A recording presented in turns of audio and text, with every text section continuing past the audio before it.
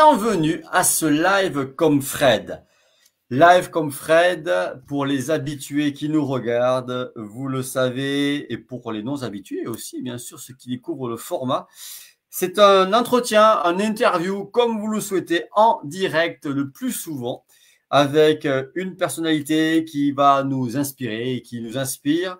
Les lives comme Fred se veulent assez courts, en général une demi-heure à 40 minutes maximum, et c'est fait justement pour que vous en sachiez plus sur des sujets en particulier. Mais dans tous les cas, le point commun de tous les lives comme Fred, c'est qu'on parle de communication. Et aujourd'hui, pour parler de communication, j'ai l'honneur d'accueillir Catherine Gruner, auteure et ambassadrice du bien-être, pour un live comme Fred intitulé « Quand le Tao inspire une communication authentique ». Donc, Catherine Gruner, bonjour et bienvenue à ce live comme Fred. Eh ben bonjour Frédéric, bonjour à tout le monde. Je suis ravie de vous retrouver et puis de pouvoir partager sur ce sujet fort intéressant, j'espère pour vous. Alors excusez-moi, hein, j'ai une voix un petit peu enrouée, mais je tiendrai coup. Bien, merci d'être présente malgré cette voix qui est enrouée, qui se perd. Bien, alors je vais commencer tout d'abord, parce que par rapport au titre d'ailleurs, Catherine, par rapport au titre de notre live comme Fred, je le rappelle, qui est « Quand le Tao inspire une communication authentique ». La première question, c'est « Qu'est-ce que le Tao ?» Ah, qu'est-ce que le Tao?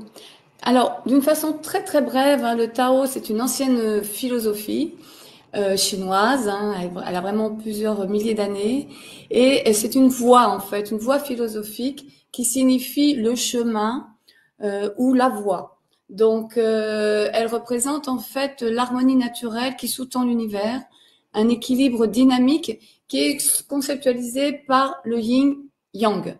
Voilà, donc le Tao nous enseigne à vivre en accord avec les flux et les cycles naturels de l'univers et en nous donnant les moyens de pouvoir chercher chacun l'équilibre et l'harmonie dans tous les aspects de notre vie. Voilà, pour cela, il nous a légué beaucoup d'outils et beaucoup d'approches. Et c'est tout un parcours, en fait, c'est tout un chemin, une voie à expérimenter tout au long de son parcours de vie pour pouvoir trouver une forme de sagesse intérieure et de vivre mieux avec soi, les autres et son environnement. Voilà. Vivre mieux avec soi et avec les autres, et ça passe par une communication. Une communication authentique, on peut dire ça comme ça. Tout à fait. Alors, ouais, mais justement, qu'est-ce que c'est pour toi une communication authentique? Alors, ben justement, c'est intéressant de pouvoir le préciser un petit peu. Donc, une communication authentique, je dirais que c'est l'art d'exprimer ses pensées, ses émotions, ses besoins en accord avec sa propre vérité intérieure. Donc, bien sûr, cela repose sur un maximum de transparence vis-à-vis de soi-même, mais aussi vis-à-vis des autres, donc de tolérance. Et on ne cherche pas à masquer ou à déformer ces messages pour plaire, manipuler ou éviter des conflits. On essaye d'être vraiment le plus aligné avec soi-même. Donc, on dirait que dans une communication authentique, il s'agit d'être pleinement conscient de ce que l'on souhaite partager et aussi, bien entendu, de respecter ce qui se passe chez la personne qui est en face de nous. Donc, cela implique une congruence entre nos paroles, nos gestes, nos intentions. Et puis, c'est une approche qui permet d'instaurer des relations fondées sur la confiance, l'insincérité et le respect mutuel. Donc, on sait qu'aujourd'hui, il y a beaucoup d'outils qui nous permettent d'apprendre comment mieux communiquer. Il y a la PNL, il y a la communication non violente, il y a l'apprentissage aussi de l'écoute active. Cependant, nous avons bien conscience que cela n'est pas facile pour tout le monde. C'est vraiment des outils, des techniques pour lesquels il faut s'entraîner pour pouvoir bien les utiliser. Surtout que nous avons tous des profils de personnalité bien particuliers. Et ces profils de personnalité ne s'adaptent pas de la même façon en face des autres personnes, en face des circonstances aussi dans lesquelles nous sommes confrontés. Voilà. Donc, si nous faisons référence à l'approche taoïste, nous pourrions dire que on peut déjà scinder deux postures de communication, une posture plus yin et une posture plus yang. Alors, quand je vais aborder l'aspect yin-yang, je pense que c'est important de préciser que le yin-yang ne symbolise pas une opposition, mais vraiment une complémentarité. C'est un petit peu comme une pièce de monnaie. Il y a un pile et il y a un face, et la pièce de monnaie existe parce qu'il y a les deux côtés. Sinon, ça n'existerait pas. Et donc, vraiment, le yin-yang, c'est un principe binaire, mais qui n'est pas dualiste, et qui nous permet d'interpréter les différentes situations de la vie. C'est ce qu'on appelle en fait un principe de relativité, pardon. C'est ce qui veut dire que chaque phénomène peut être analysé qu'en le mettant en relation avec un autre phénomène.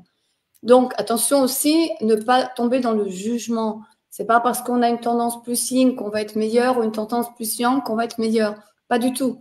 On est comme on est et il faut apprendre à vivre avec justement cette énergie qui nous identifie, qui nous caractérise.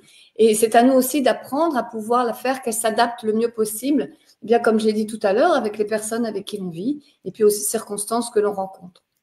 Donc, si tu veux, je peux vous inviter à comprendre un peu mieux ce principe binaire en décrivant les deux postures de communication yin-yang.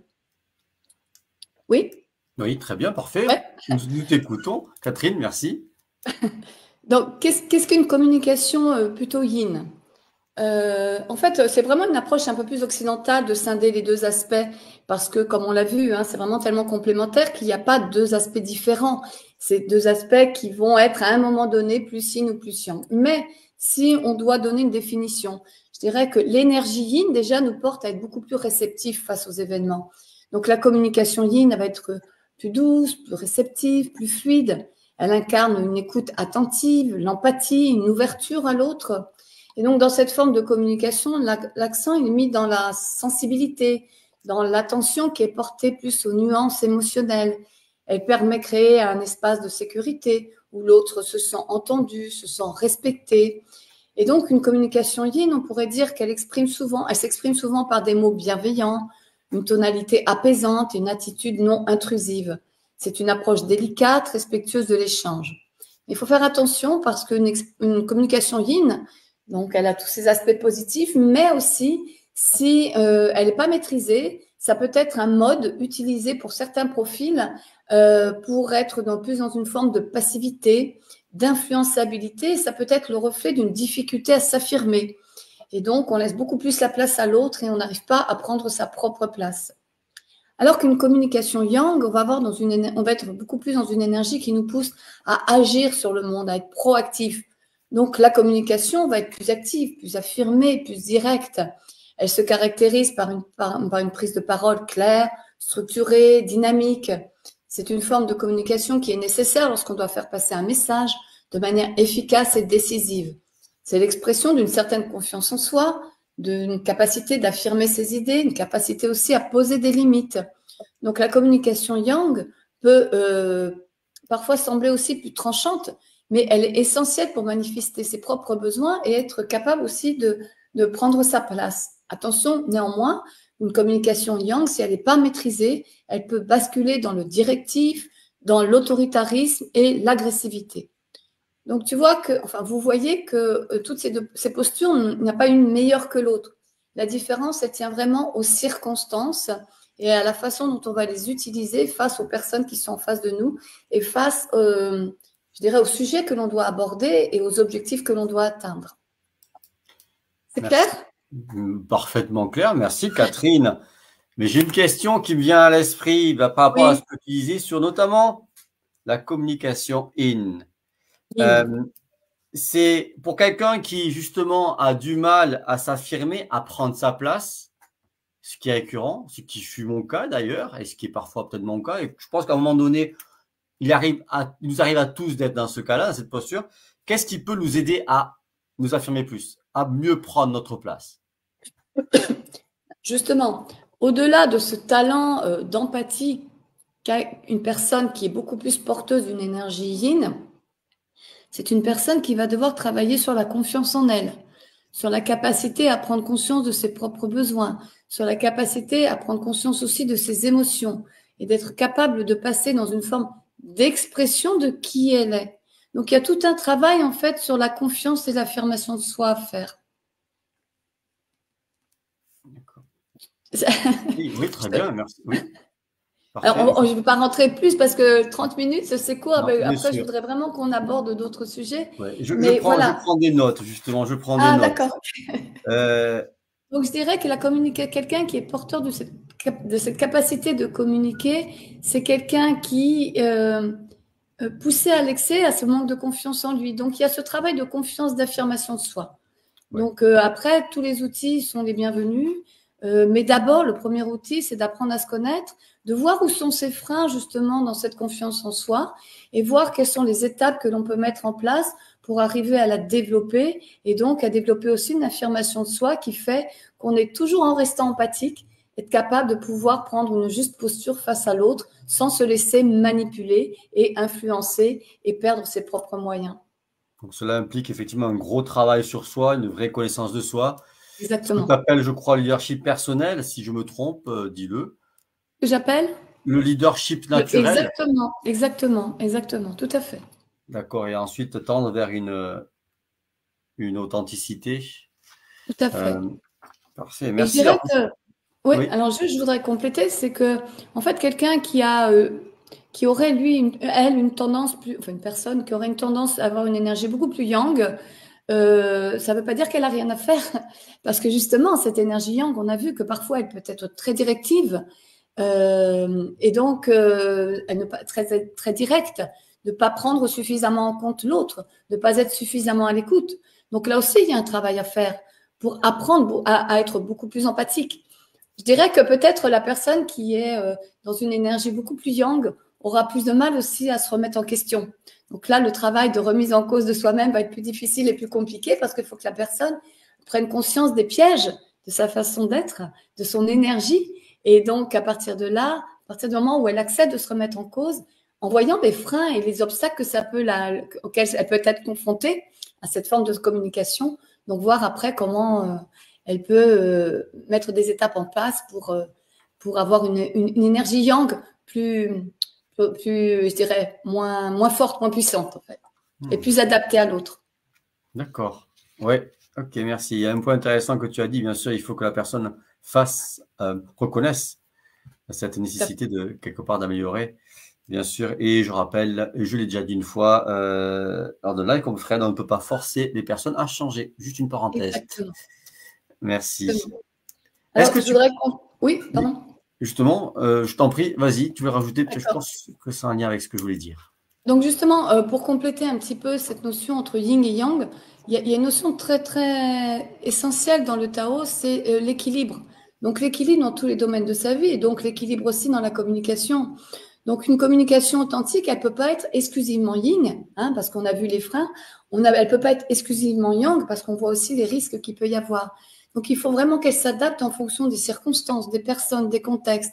Et il est nécessaire de sentir le moment où il va y avoir une approche plus douce, plus réceptive, donc plus yin, qui va être nécessaire, qui va être recommandée, ou celle où une affirmation plus directe et plus tranchée va être indispensable. Donc cette capacité à naviguer entre les deux polarités, c'est vraiment le signe d'une communication qui va être équilibrée, souple et capable de s'ajuster aux situations. Et c'est là où c'est vraiment l'affirmation, comme tu le disais, d'un leadership personnel qui est bien aligné. C'est vraiment le reflet d'une personne qui travaille sur elle et qui apprend à pouvoir se positionner en fonction des circonstances. Donc cette compétence, elle est possible que par une connaissance de soi pour pouvoir justement être capable de trouver la juste posture en fonction des circonstances. Et donc, pouvoir communiquer de manière authentique et équilibrée, c'est essentiel de bien se connaître. Connaître ses besoins, ses émotions, ses limites, ça permet d'adopter justement cette juste posture vis-à-vis de l'autre. C'est un challenge parce que nous avons chacun un leadership personnel, une manière d'être qui est naturelle, de tendance plutôt yin, de tendance plutôt yang, qui nous influence dans notre façon d'exister.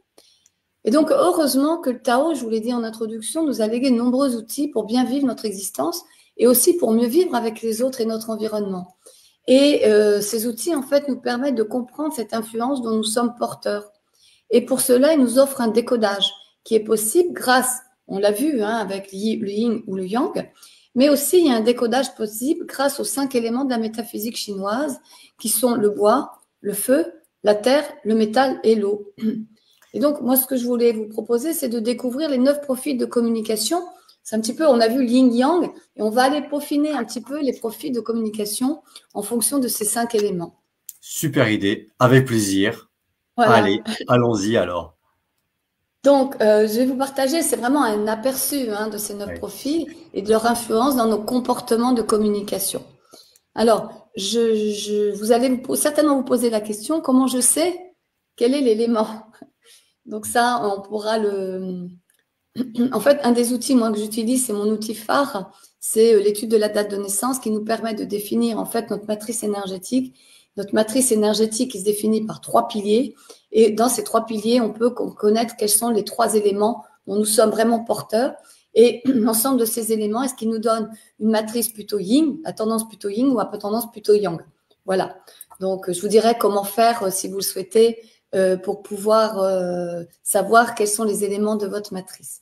En tout cas, une personne qui, dans sa matrice, a l'élément eau. On a vu qu'il y a 5 éléments qui vont se différencier aussi en fonction du yin et du yang. En tout cas, l'eau n'est ni yin ni yang.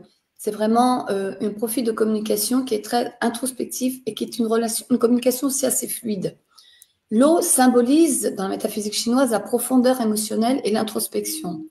Donc, les personnes qui communiquent à travers ce profil privilégient des échanges calmes, réfléchis, qui sont souvent marqués par une grande sensibilité émotionnelle. Leur communication, elle peut être très subtile et assez symbolique. Et elle laisse parfois des éléments qui sont des non-dits et ou implicitement suggérés.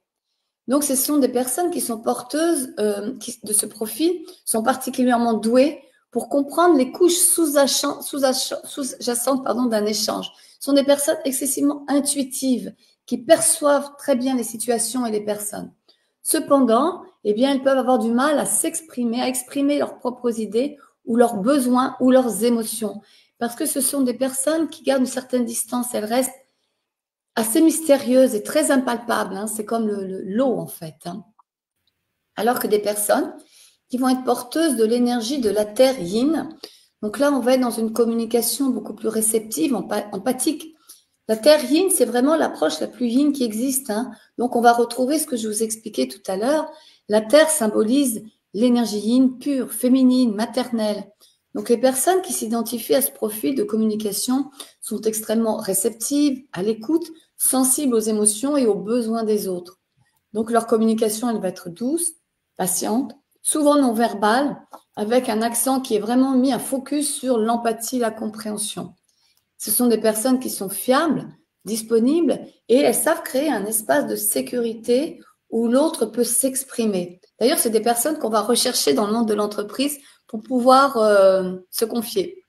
Toutefois, ces personnes-là doivent veiller à ne pas s'effacer ou éviter de s'affirmer lorsque c'est nécessaire, parce que sinon, ça peut engager chez elles des frustrations et des formes de somatisation. Ce sont des personnes aussi qui ont du mal à poser des limites. Et donc, elles peuvent se faire envahir aussi par leur environnement. Un troisième profil, c'est une énergie complètement différente. C'est l'énergie d'un bois yang. Donc là, on trouve un profil de communication très impulsif et énergique. Cette énergie du bois yang, elle symbolise l'initiative et un mouvement très puissant. Donc, c'est une énergie très printanière, en fait. Donc, les personnes qui incarnent ce profil sont souvent des communicateurs rapides, spontanés, parfois assez impétueux, très bavards, ils ont toujours plein de choses à dire. Ce sont des personnes qui initient des conversations avec beaucoup d'énergie et elles sont souvent perçues comme des moteurs dans leurs échanges. Donc, elles aiment surprendre, provoquer des changements, elles sont innovantes dans leurs idées et elles sont très positives, sont des personnes très positives. Et elles ont souvent, la plupart du temps, un temps d'avance, justement, dans leurs idées, dans leurs perspectives, dans leurs projets. Cependant, elles peuvent être perçues comme assez impatientes, directes, brusques, quand elles parviennent pas à gérer leur énergie. Et elles manquent d'écoute, et elles voudraient qu'il y ait tout de suite du résultat, en fait. C'est ce qui fait aussi qu'elles sont assez impatientes vis-à-vis des autres. On va trouver aussi un profil qui est en lien avec le bois yin. Donc là, c'est un profil de communication qui est beaucoup plus flexible et qui est très persuasif. C'est une énergie qui représente la flexibilité, la subtilité, la persuasion. Les personnes qui sont porteuses de ce profil de communication ont une capacité naturelle à s'adapter à leur interlocuteur. Elles sont excellentes dans l'art de convaincre, par la douceur, par la suggestion. Elles entraînent les autres. Et elles ne sont pas du tout dans la confrontation directe. Et elles sont souvent perçues comme influentes. Cependant, elles doivent faire attention à ne pas paraître trop insaisissables ou évasives dans la manière de s'exprimer. Et elles aussi, ce sont des personnes qui peuvent être influençables. Donc, elles vont revenir souvent sur leurs décisions. Elles vont avoir du mal aussi à en prendre des décisions. Et quand elles en prennent, elles reviennent dessus. Donc, il peut y avoir parfois un manque de fiabilité. Donc, on voit là, dans ces profils-là, hein, des axes de travail sur soi pour pouvoir améliorer sa capacité de communication. Un sixième profil, en fait, c'est l'énergie du métal yang. Donc là, on est vraiment dans un profil excessivement yang, une communication très affirmative, très directe. C'est l'énergie yang pure, hein, un petit peu comme je vous l'ai décrite tout à l'heure. Donc les personnes qui se connectent à ce profil ont une communication assertive, dynamique, souvent très confiante. Elles sont directes dans leur expression, elles prennent facilement les rênes des échanges. Leur leadership s'exprime par leur capacité à affirmer leur vision avec clarté et puissance.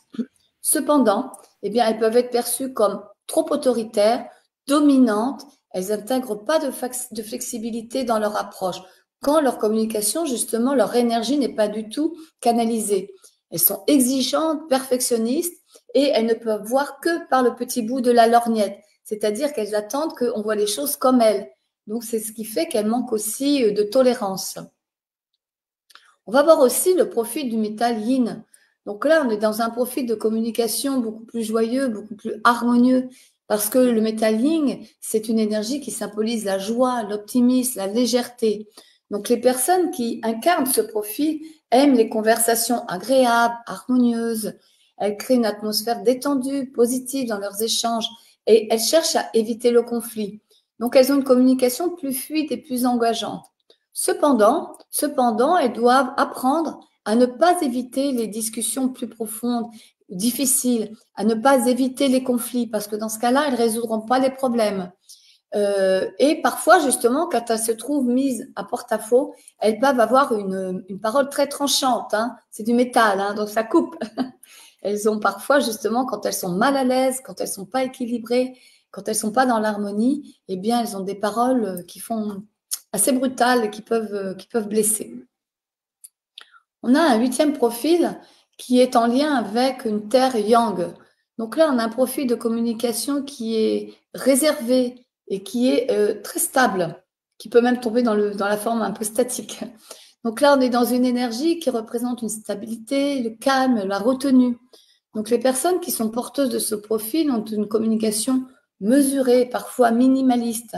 Parfois, mais ce sont des personnes qui sont toujours dans une recherche de connaissances.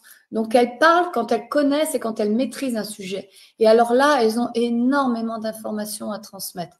Mais elles se réfèrent toujours à des règles. Elles préfèrent écouter avant de parler. Elles n'interviennent que lorsqu'elles estiment que cela est vraiment nécessaire. Leur silence aussi peut être très puissant et leurs mots sont porteurs d'une grande profondeur parce que justement, il y a toute cette connaissance au fond d'elles. Toutefois, elles peuvent être parfois perçues comme distantes ou peu communicatives. Et justement, en cas de conflit, ce sont des personnes qui ont tendance à se replier dans leur grotte et qui font pas face au conflit. Et si on va les chercher, les tatillonner justement dans une phase de conflit, donc là, elles peuvent être excessivement coléreuses. Donc, c'est des personnes qu'il faut savoir prendre aussi parfois avec des pincettes dans ces cas-là. Il y a le profil aussi qui est en lien avec l'élément du feu. Donc là, on est dans un profil de communication passionné, expressif. Le feu incarne l'expression intense. Il y a besoin de visibilité, il y a besoin de chaleur. Donc les personnes qui ont ce profil de communication sont passionnées, charismatiques, extrêmement expressives. Elles captent l'attention par leur enthousiasme, leur énergie flamboyante. Leur message est souvent accompagné d'émotions fortes.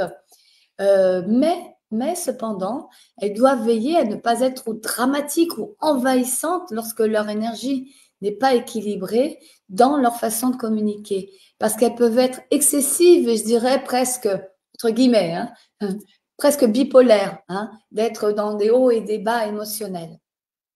Et puis, il y a un dernier profil qui est en lien avec l'énergie de la Terre, mais une Terre qui n'est ni yin ni yang, qui peut être soit yin ou soit yang. C'est une Terre, on dirait, centrale. Donc, le profil des personnes qui dépendent de cette énergie-là doivent apprendre à exploiter leur potentiel. Parce que soit elles peuvent être dans une posture yang, dirigiste, autoritaire, mais pour autant fiable, responsable. Elles sont un pilier pour le groupe, mais justement, elles doivent apprendre à pouvoir laisser la place aux autres. Et puis, celles qui sont justement dans un profil trop yin, eh bien, elles peuvent être très charismatiques, maternelles, mais elles n'arrivent pas à prendre leur juste place et elles peuvent se laisser envahir par leur environnement. Donc là, on voit qu'il y a vraiment un travail aussi de savoir comment cette énergie se positionne. Et je vais vous le dire comme ça, on sait comment elle se positionne en fonction des deux autres éléments de la matrice. Voilà, je vous ai fait un bref aperçu des 9 profils. Donc, ce qu'on peut voir en fait, c'est que le Tao nous enseigne que chaque moment, chaque interaction demande une adaptation subtile de notre communication. Et en comprenant quelles sont les énergies que nous incarnons, comment elles nous influencent dans nos comportements, eh ben, nous pouvons affiner notre manière de communiquer, notre façon de respecter à la fois notre vérité et celle des autres. Et c'est ça la construction que moi j'appelle un leadership personnel et même un leadership personnel vibratoire. Parce que quand on parle de Tao, on parle d'énergie. Donc on vibre. Est-ce qu'on vibre positivement? Est-ce que notre niveau vibratoire nous amène à faire élever aussi celui des autres? Ou au contraire, notre niveau vibratoire est tiré vers le bas parce qu'on s'efface, parce qu'on n'arrive pas à s'affirmer ou parce qu'on est trop dans une position d'affirmation qui va écraser les autres? Et donc, ce leadership personnel, lorsqu'on le construit avec sens et conscience, ça nous permet de trouver notre juste posture qui est à la fois respectueuse de nous-mêmes, de l'autre. Et c'est là où on a un leadership personnel qui devient impactant. Merci Catherine. Alors j'ai des questions à te poser, mais je ne vais pas toutes te Oui, les poser, ça serait trop long. Je vais rebondir sur ce que tu as dit juste avant, niveau vibratoire. Alors, comment peut-on justement, d'après ce que j'ai compris, notre niveau vibratoire va aussi définir notre manière de communiquer, notre posture aussi d'ailleurs. Comment on peut élever notre niveau vibratoire? Quels sont un outil simple qui peut nous permettre de faire ça? un outil simple, déjà, c'est de comprendre quelle est mon énergie dans le moment. D'accord? Hmm. Si j'ai une énergie trop agressive, par exemple, imaginons un bois yang, qui est un bois qui est une énergie qui va dans la précipitation et qui ne supporte pas la frustration. Donc, s'il ne supporte pas la frustration, il est capable de grande colère. Donc, si un bois yang, à un moment donné, prend conscience qu'il y a une forte frustration et qu'elle peut exploser, à ce moment-là, il doit se poser la juste question parce que chaque émotion, en fait, dont on est porteur, parce que l'énergie dont on va être porteur est en lien aussi avec une émotion. Donc, l'énergie qui va nous être plus propice ou plus récurrente en fonction de l'énergie dont nous sommes porteurs, eh bien, va nous transmettre un message régulièrement. Donc, si je reprends l'exemple du bois yang, lorsqu'il sent qu'il y a cette frustration et cette colère, ça veut dire que la situation qu'il est en train de vivre ne lui fait perdre le contrôle de la situation. Donc, il doit se demander, qu'est-ce que je peux faire pour reprendre le contrôle? Qu'est-ce qui est dans ma possibilité à moi pour pouvoir agir, pour reprendre le contrôle dans cette situation? Voilà. Donc, c'est être à l'écoute de son émotion, être à l'écoute de ce qui vibre en soi. Hein. L'émotion, c'est une vibration, d'accord? Et à partir de là, on peut apprendre à l'équilibrer, à harmoniser son monde intérieur, et c'est ça qui va faire évoluer notre niveau vibratoire. C'est un des moyens, un des moyens. Parce qu'après, on peut faire de la cohérence cardiaque, on peut faire de la méditation. Il y a plein d'outils qui sont à notre portée pour réguler cette énergie. Merci. Merci. Alors, par rapport aux éléments justement qui ont été cités, 9, comment sait-on, comment identifions-nous notre profil? Quels sont les outils ou comment les accompagnements éventuellement qui peuvent nous permettre d'identifier si je suis par exemple eau plus bois yang? Voilà. Eh ben, c'est notre date de naissance, tout simplement. Il n'y a même pas besoin de l'heure. D'accord. C'est-à-dire que le Tao dit que quand on est, en fait, au moment où on est, il y a une empreinte énergétique de l'univers à ce moment-là. Et c'est ça qui va définir, en fait, notre matrice, que j'appelle le ki-gramme. Donc, les énergies, le ki, et le chi, de notre diagramme de naissance. Et donc, il y a plusieurs possibilités de connaître. Il y a déjà la possibilité d'acheter mon livre, parce que là-dedans, je transmets la méthode. Donc, ça, c'est un moyen. Il y a aussi la possibilité, je t'en ai pas parlé, j'ai complètement oublié. Quand on va sur mon site internet, on peut télécharger un e-book et un e-book gratuit. Et je transmets justement comment comment, grâce à sa date de naissance, trouver les 3 éléments de sa matrice énergétique. Donc là, on aura vraiment des informations succinctes des éléments de sa matrice, mais au moins on saura de quels éléments est constituée notre matrice. Voilà. Mais si on veut vraiment avoir la technique et approfondir et apprendre à se connaître, apprendre à connaître son conjoint, ses enfants, ses collègues de travail, j'ai vraiment tout transmis dans ce livre-là. Et c'est un outil, c'est un guide. Hein. C'est un guide. Et il y a plein d'exercices dedans, justement. Tu demandais comment faire. Ouais. Voilà. D'ailleurs, ouvrage, alors je vais citer la plateforme qui sont disponibles sur Amazon.fr tout simplement dans leur outil de recherche. Si vous tapez Catherine Gruner, vous trouverez facilement les ouvrages, tes ouvrages et notamment le livre que tu mentionnes et qui s'appelle Sauf erreur de ma part. Et si vous deveniez enfin qui vous êtes. Exactement. Exactement. J'ai mis le lien de ton site d'ailleurs dans la vignette qui est en bas, site que vous trouvez aussi facilement sur Internet. Également, est-ce que tu peux, alors je mets un autre lien ici ci-dessous.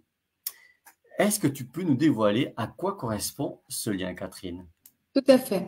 Alors, je vais donner une précision et je te remercie d'autant plus de m'avoir invitée. C'est que moi, je travaille au féminin et c'est lié à un parcours de vie. Et donc, j'ai fait ce choix-là et j'ai créé une plateforme pour justement développer un leadership personnel vibratoire. Et dans cette plateforme, il y a des accompagnements, il y a des outils qui sont transmis, qui sont partagés, il y a des rencontres hebdomadaires, soit de coaching de groupe, soit d'ateliers d'experts, où il y a des invités aussi qui viennent parler d'un domaine particulier pour apprendre à justement à développer son propre bien-être et vivre mieux avec soi-même et les autres. Et ce lien, en fait, se fait avec les 5 saisons du Tao. Donc, chaque début de mois, il y a un livret qui est offert.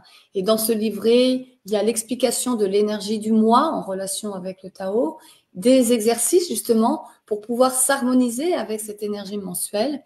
Et puis, il y a ces rencontres hebdomadaires qui nous permettent d'échanger et puis d'acquérir de nouveaux outils. Et voilà. Et donc, ce lien permet de pouvoir s'inscrire. C'est un abonnement mensuel tout à fait accessible.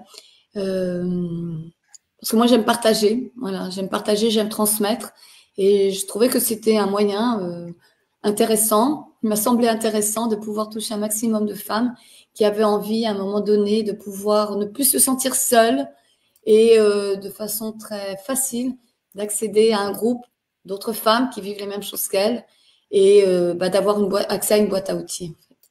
Oui, très bien, merci. En plus, tu as donc, et merci de le rappeler aussi cette importance, tu es auteur donc de différents ouvrages, je le rappelle.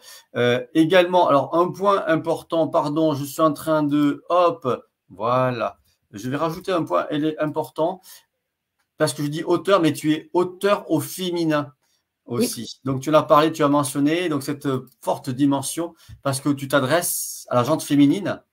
Tout à fait. Alors, les méthodes que je transmets sont universelles, je dirais. Elles s'adressent aux hommes comme aux femmes. Oui. Mais j'ai fait le choix d'écrire justement au féminin. Ça change un petit peu parce que nous, on dit toujours au masculin. Donc voilà. Mais j'ai des hommes qui achètent mes livres.